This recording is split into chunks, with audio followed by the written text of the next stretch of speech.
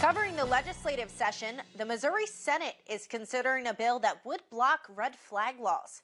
ABC 17's Hannah Falcon joins us live from the state capitol tonight after talking to the senator who introduced that bill. Hannah, red flag laws allow police to confiscate a person's guns if they're believed to be a threat to themselves or others. Hi, Megan. Yes, Missouri is already known for its relaxed gun laws, but one lawmaker who I did speak with today is trying to ensure the federal government can't do anything to those laws.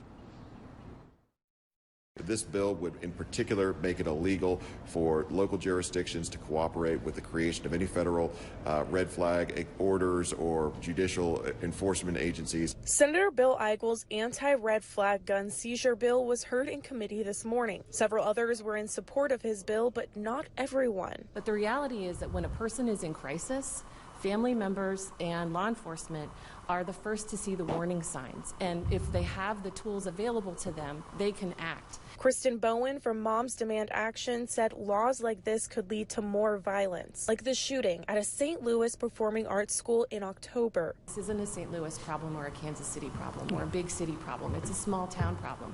The firearms that we have allowed to be flowing freely with no questions asked are creating crises for people from all corners of our state. But Eigle says guns are not the problem or solution to Missouri violence. The reasons we're seeing out of control violent crime in the city of St. Louis has nothing to do with lawful gun ownership. It has to do with we have a prosecutor in that city that doesn't want to prosecute criminals, that doesn't want to put bad actors in jail. We have a mayor that's defunding the police down in the city of St. Louis.